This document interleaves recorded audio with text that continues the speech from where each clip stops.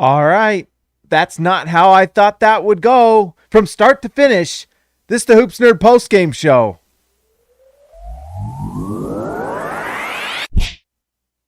Guys, sorry it's a late one. I had to write the recap for SLC Dunk, and I had things to say. Go to slcdunk.com if you want to read some of my thoughts on this game, but a lot of them are going to be similar to what we talk about tonight. But I would appreciate the click at SLC Dunk. That always helps. Before we talk about the dumpster fire that was the Jazz tonight and every aspect of the Jazz, let's talk about the Memphis Grizzlies. You have to give the Memphis Grizzlies credit. They came into this game and they were the team that was ready to go. They were the team that was tough. They played hard. They were not afraid. And they just punched the Jazz in the mouth, and the Jazz were they just couldn't take it. The Grizzlies had big time nights tonight. They had Dillon Brooks go for 31 points. He was a plus 14 in this game. He was 2 for 5 from 3, 7 rebounds, 2 assists, 2 steals, and he punked the Jazz. You know, he just came in. I know Jazz fans hate the guy, and you know, he earns that moniker of being a villain, but punch him back. Punch him back. If he's going to headbutt Mike Conley or anything like that, get him back. Force the refs to do something. If the refs aren't going to make a call, that's on you, Jazz. And you can't be angry at Dillon Brooks. He came in ready to play, and the Jazz did not. I cannot. Why is this not? And maybe it's because we got a late night tonight, guys. So if we got people watching on the stream, let me know in the chat. There we go. There we go. I didn't know if it was working. So welcome to the chat, everyone. Anyways, Dillon Brooks was a monster tonight. There's no way around it. And you know, Jazz fans can be frustrated with his style of play and his demeanor and what he does on the floor, but guess what? He came in and played hard. If you don't like it, do it back. But anyways, if you're a Grizzlies fan, you got to love what Dillon Brooks did tonight. He was absolutely fantastic. 7 rebounds, 2 assists, 2 steals, plus 14. Just fantastic. 31 points. Ja Morant was equally awesome. He was awesome. 11 for 21 from the field, 52%. The Jazz did not force him to shoot threes. He only took one and missed it. Might have been a good idea, Utah. But 11 for 21 and 4 rebounds, 4 assists, 26 points. He was a plus 6 for the game. He was fantastic. You know who else was really good, and this hurts my soul? Desmond Bane was plus 23. He was a team-leading plus 23 for the Memphis Grizzlies tonight. He was 3 for 4 from the field, 2 for 3 from 3. He hit that monster 3. I think it was at the end of the half. And that was the difference. In a 3-point game, that was the difference. Unbelievable. And the Jazz could have drafted that guy. So shout out to everyone on Jazz Twitter, Jazz Org, Jazz beat writers, all of them that said that he wouldn't play if he was on the Jazz. Give me a break. If you want to something that's painful to think about, if Desmond Bane played for the Jazz and you just replaced Jordan Clarkson with Desmond Bane, what would the outcome of this game had been? Probably different. Probably different.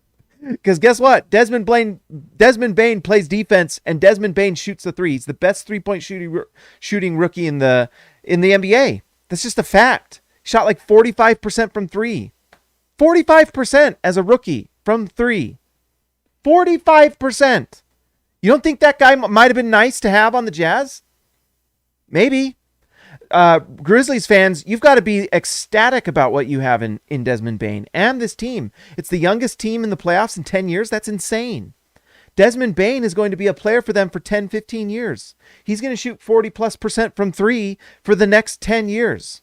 Easily. You know? And he's tough. He plays hard. The guy is a gamer. I want a gamer on the Jazz. I want someone that comes out on the Jazz and is like a mean, son of a gun. I want that type of guy on the Jazz. I'm trying to keep it clean for this show tonight. But anyways, Grizzlies fans, you've got to be ecstatic. Let's see, Jonas Valanciunas was pretty solid tonight. He had 15 points, 12 rebounds. He played, let's see, how many minutes? Valanciunas played 39 minutes. Rudy Gobert, when he was on the floor, played really well. It was just like, It was foul trouble, although it was foul trouble according to Quinn and actually literally getting fouled out. We'll talk about that when we talk about the Jazz. But Valanciunas is a solid player for the Grizzlies and probably their most underappreciated guy. He's just like a big presence on that team, and his ability to play 39 minutes was massive. Massive. Utah only was able to, well, no, Utah played Rudy Gobert 24 minutes. I know he fouled out, but Quinn Snyder chose for a major chunk of this game to not play Rudy Gobert. He chose that. And so this, Valanciunas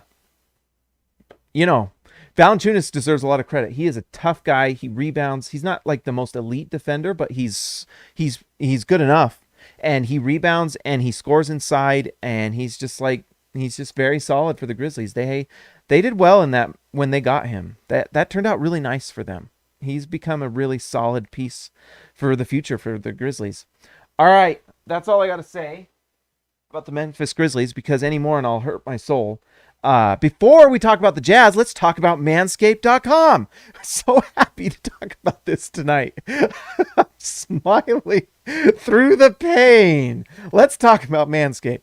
All right. Support for the Hoops Nerd channel is brought to you by Manscaped, who is the best in men's below-the-waist grooming, champions of the world. Manscaped offers precision-engineered tools for your family jewels. Manscaped just launched their 4th-generation trimmer, the Lawnmower 4.0. There it is. Mine's in my bathroom. I've been using it. I am so well-shaven, guys, you wouldn't even believe it.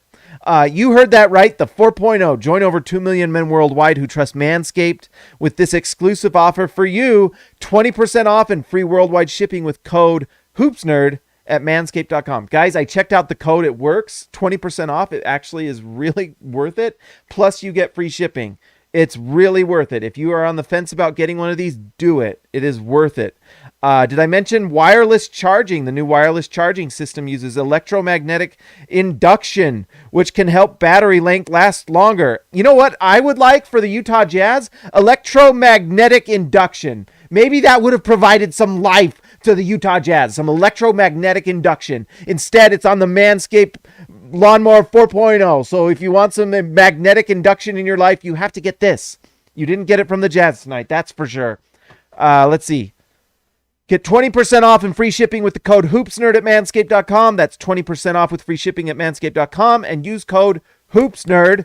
Unlock your confidence and always use the right tools for the job with Manscaped. Guys, go do it. If you're thinking about doing it, go do it. Now's the time. Now's the time.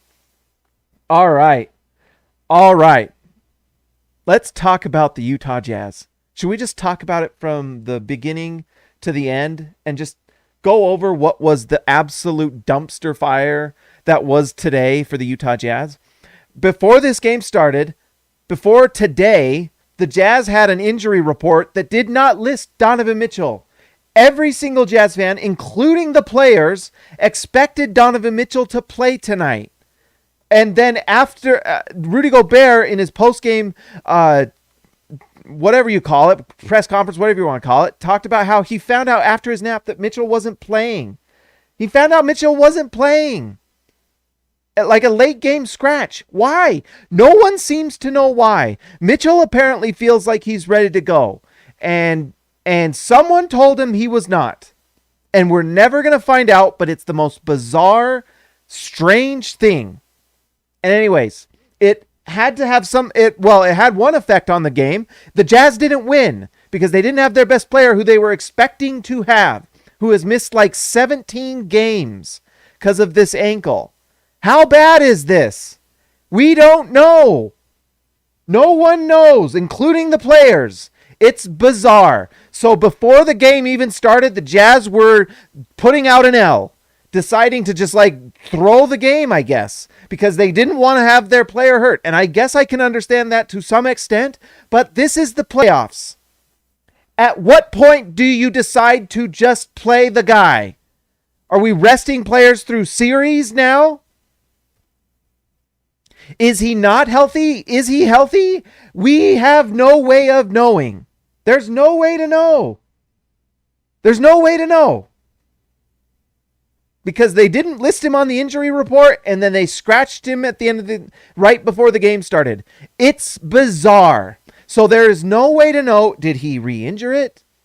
Was he not completely healthy to begin with? Were the Jazz lying when they said he was when they wasn't on the injury report? Was it literally someone who fills out the injury report did it wrong? Who knows? But now we're left in the dark, and the Jazz were left in the dark. Now, Ezekiel, I see your comment there, and you're correct. It was not because Donovan Mitchell did not play that the Jazz lost this game. There were many reasons the Jazz lost this game. That was one of them, but it wasn't like the only reason. All right, so the Jazz start this game, and Bojan Bogdanovic and Jordan Clarkson can't stop turning the ball over. Bojan Bogdanovic had 0 points in the first half. He turned the ball over almost literally every possession he had the ball in his hands to start the half. Quinn Snyder had to bench him. He was so bad in the first half. So bad. And let's not to mention the flagrant foul he did that cost us 2 points in a 3-point loss. It was so bad. And I know that Bogdanovic at the end of the game, you look at his numbers and it looks like he had a monster night. You go to Bogdanovic. Tonight he ended the game with 29 points. That's what's crazy. He shot 36% from 3, which is solid. 4 for 11.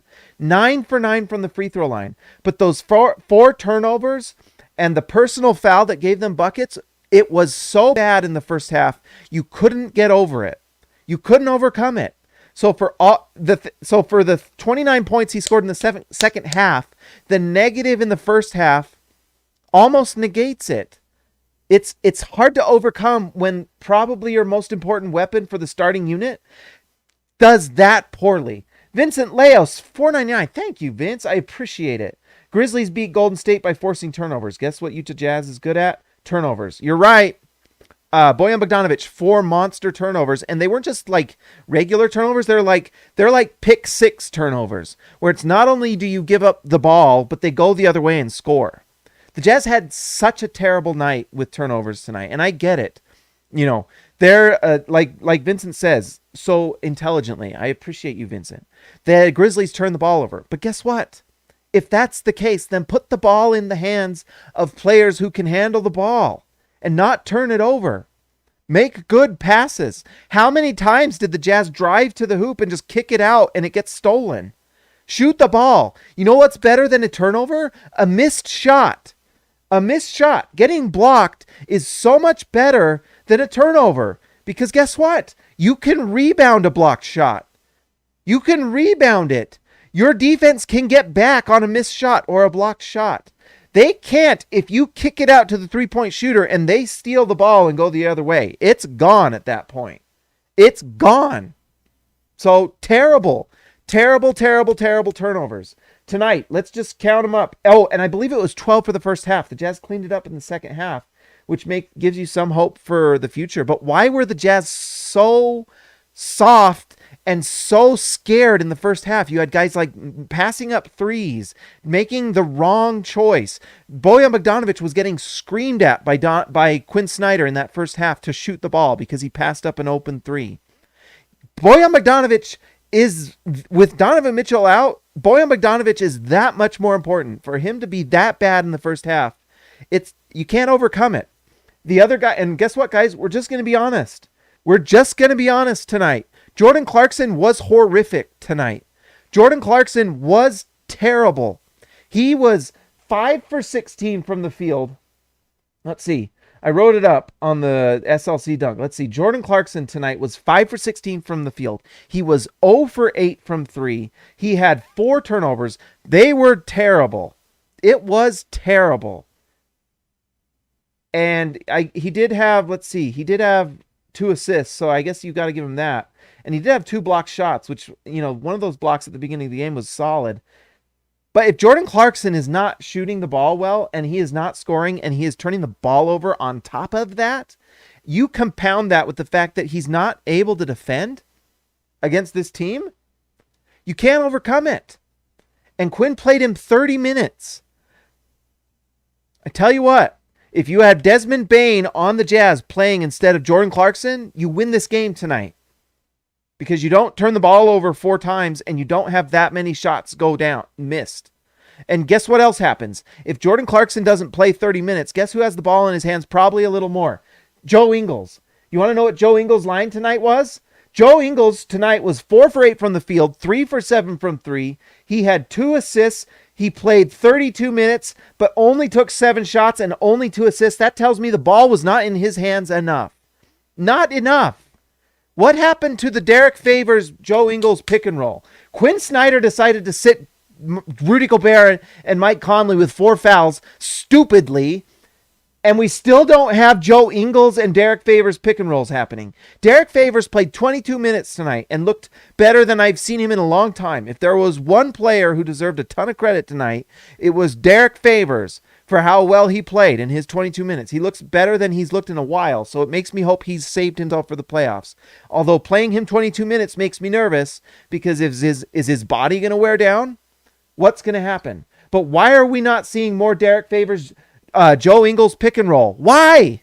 Why has it become the Jordan Clarkson only offense for the second unit? That's all we do. All we do. And when he doesn't play well, we lose the game. We lose the game. I wanted more Derek Favors, Joe Ingles pick and roll because guess what? It's really good. It was the bread and butter last time they were together. Why not more? Why not more? Why? Bread and butter's really good. You put some bread in the toaster, you take it out, you put some warm butter on there, it's melty, it's really good. Bread and butter's really good. Go back to the bread and butter of Derek Favors and Joe Ingles, all right? Come on. Come on. I need some carbs.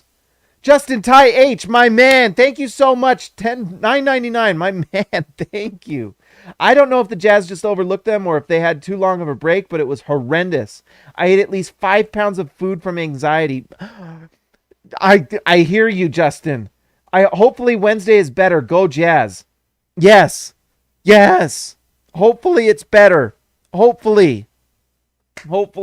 But thank you, Justin. And you are completely correct. Like, the Jazz were not prepared for this game. Some of that is because they probably prepped for Donovan Mitchell to be back. But you can't just fall apart. They played 17 games up until now. Like, they haven't had Donovan Mitchell for 17 games or something like that. I can't remember the exact number. They should be ready. They should know how to play together at this point without Donovan Mitchell. And yet they come out and they were soft. They couldn't stop anyone. They did not play hard. They looked dejected. I mean, is this the 1 seed? This really is the team? What's the worst part about it for me? The worst part is that all these national detractors and all these people that say all these things about the Utah Jazz are being proven correct because this team was too soft. They're too soft. They didn't have it tonight. The first half, they looked scared. What happened? Is this the Jazz team? I mean, are they just soft? Is that what it is? Or what's going on? I am at a loss. So we touched on it a little bit. Rudy Gobert and Mike Conley got 4 fouls. By the way, this game was horribly officiated. Kenny Mauer is a piece of trash. He is a piece of garbage. He is salmonella trash garbage that needs to be disinfected and thrown away with coronavirus. That guy is trash. He is garbage, and I don't know how much money he had on this game, but he had some. I promise you that. That trash garbage Kenny Mauer. That being said, Quinn Snyder chose to sit Rudy Gobert and Mike Conley when they had 4 fouls. He chose that. That's what he chose to do. Quinn Snyder's not choosing for Jordan Clarkson to shoot 8 from 3. He can't control that. He can control his minutes. He just chose to play him 30 instead of like 20. He chose 30, so that's something he could have chosen. But he chose to play Rudy Gobert and Mike Conley. He chose not to play them after the 4 fouls. He chose that. That was a decision he made. He made a good decision in the first half when he benched Bojan and played Mie Oni. Guess what? Mie Oni was like a plus 16. Like a plus 16, guys. That's how good Mie Oni was tonight. Quinn chose not to play him the second half. But like I said, Quinn chose to sit Rudy Gobert and Mike Conley. And guess when the run for the Grizzlies happened? At that point. At that point, it was attack. Jonas Valanciunas was on the floor attacking.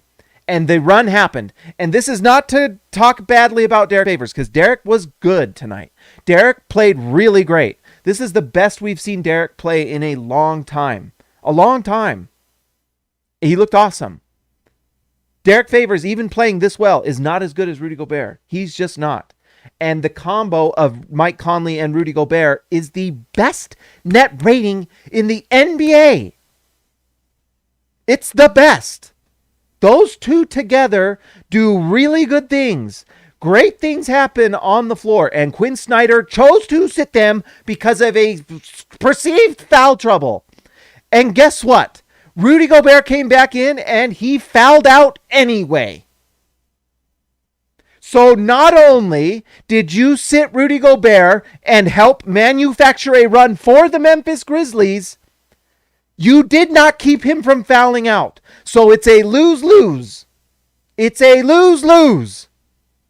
You gave up the run. You still lost. You still lost Gobert to foul trouble to Kenny Mauer. You think that momentum didn't matter? The Grizzlies, once they saw Gobert was gone and Conley was gone, they said, time to feast, time to go. And that's what they did. And it was the game. Justin, I gotta interrupt my anger rant. Justin, again, my man, thank you so much. Justin, you don't have to do that, but I appreciate it a ton. I really appreciate it.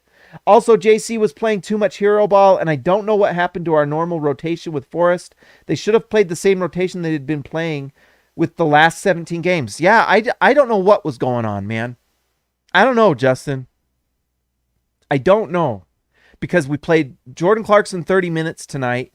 And to be honest, and part of the reason why Forrest didn't play is because Mike Conley's back, and Mike Conley played 30 minutes tonight, I think. So that right there is the answer for the Forrest thing. But you know what? Trent Forrest might have played some defense tonight, and 10 minutes of Trent Forrest playing defense might have been the difference. Guess what? It wouldn't have mattered from the three-point line because Jordan Clarkson went 0 for 8. So even if Forrest was in there and missed a 3 or 2, it wouldn't have mattered because Clarkson could not hit a 3 literally. Literally. He was 0 for 8. But Justin, thank you so much. I appreciate it. Anyways, back to being angry at Quinn.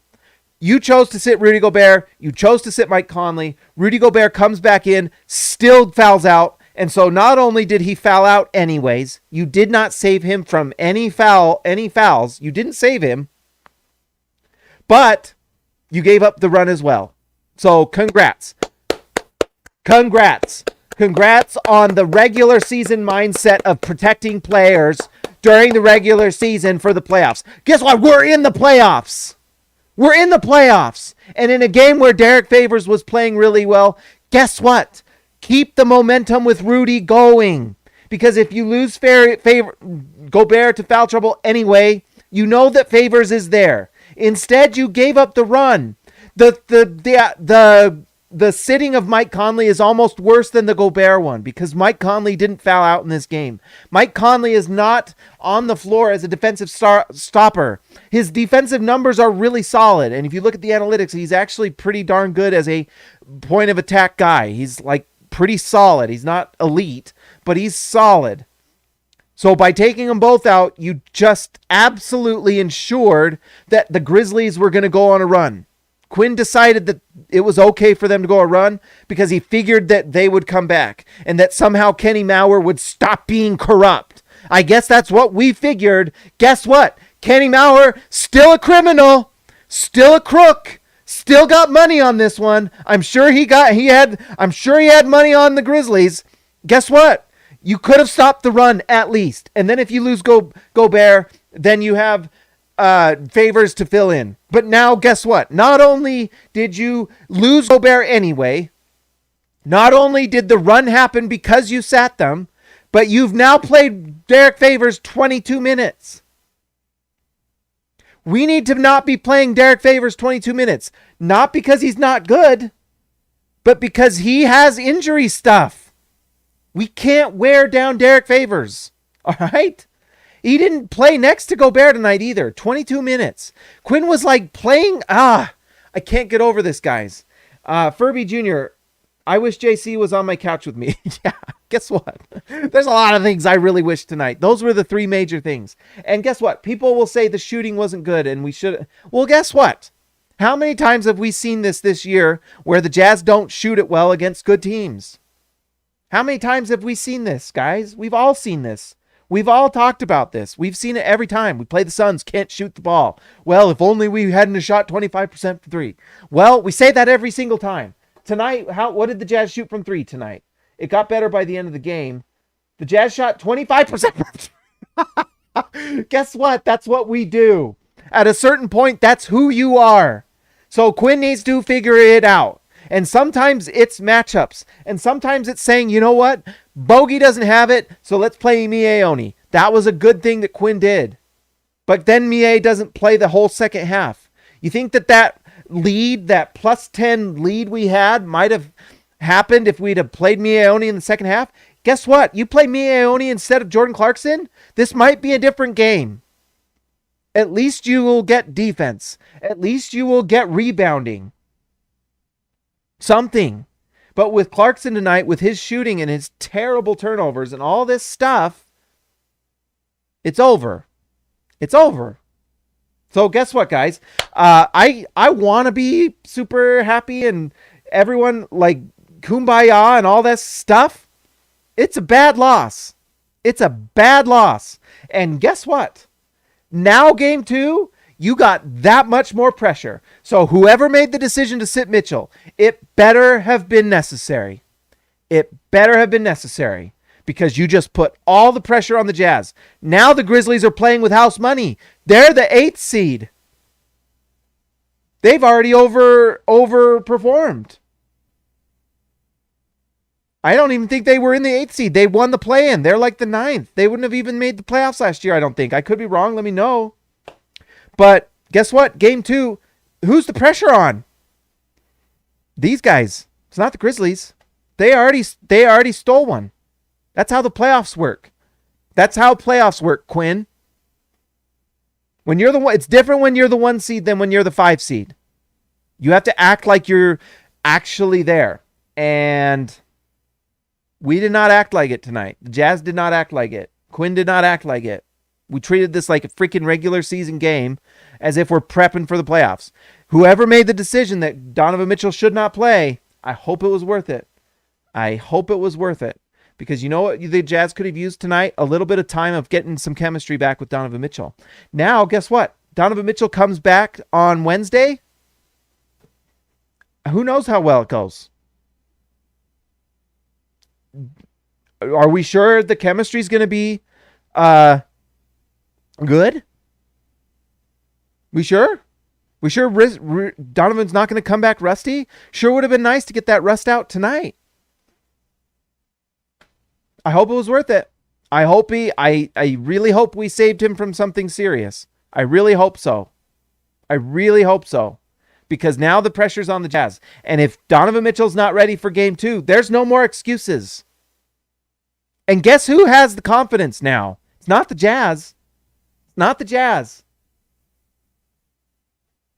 You know, and we can only make so many excuses so long. You know? We can only say, oh, if only we hadn't shot this badly. Well, guess what? That's what the Jazz do when they play good teams. They shoot the ball badly. What evidence do we have that the Jazz will do otherwise? They shoot really well against bad teams. Great. Fantastic. That's what got the Jazz the 1 seed. Talk to me when you do it against the good teams. All right? Can we at least shoot 36% or 33 even as a team? Come on. Come on. There are like silver linings you can come up with, but in the end, a loss is a loss. And the Jazz really had some things they could have done in this game to not lose this game, and they found a way to lose. It's just bad. It's really bad, guys. I don't know what else to say. Yes, Furby Jr., today was the Hot 2 Zaj. The Hot 2 Zaj were really bad. Really bad. Guys, before we go, we got to give a shout out to our All-Stars. You guys are amazing, and I do think the Jazz are going to win this series, but at the same time, are we sure? If they play like they did tonight, I don't know, man. Anyways, let's give a shout out to our All-Stars. Ezekiel Raicibe, my newest All-Star man. JT Buckets Wardell, Austin R. Grant, editor extraordinaire. Eric C., the C is for championship. Kelsey Hamer, the Hammer. Donald Schooley, schooling all of us. Cody Strickland, my dude. Mitt Robach. By the way, Mitt, you are like one of my favorites because you have your image on there and you are a good man. DW to CB, Darren Williams to Carlos Boozer, Jorge Arrizaga, Lee Christensen, Shan Therick, Ryan Perry, the legend, Justin Ty H, champion tonight, Patrick Akubo, Robert Hall, DW. Guys, we got to get a nickname for Mitt Robach. What's the nickname for Mitt? Because he deserves it. He's been a 2-month All-Star. Super Mitt Robach. There we go. That's what it is. That's what it is, guys. Anyways, Super Mitt, I appreciate you. I feel like it's funny the things I will worry about. I haven't had a good nickname for you. All right, guys. Like and subscribe to the channel if you're new here. If you want to be a part of the live chat, make sure that you join the channel. You can also get some of the other perks by joining the channel. It would be really great. Like we said, 20% off manscaped.com with promo code HoopsNerd. I would really appreciate it. You guys are amazing. Justin Ty H. We got to come up with you a nickname next time. Next time we'll come up with it. Justin Ty H. Ezekiel Raicibe. Call me Izzy. All right. Oh, well, let's figure it out. Justin, what's your nickname? You got a palm tree in the Abbey. Justin Ty H. Thank you, sir. Thank you, because TY, thank you. Thank you, Justin Ty. Just in time. There we go. Just in time. Justin Ty H. Just in time. Just when you need him, he's just in time, baby. There we go. There. I hope you're happy with the nickname. Just in time, Justin Ty H. I like it. Guess what? The Jazz need to come back just in time. If Donovan Mitchell comes back, it'll be just in time. Just like Justin Ty H, baby. There we go. Guys, like and subscribe to the channel. I will talk to you.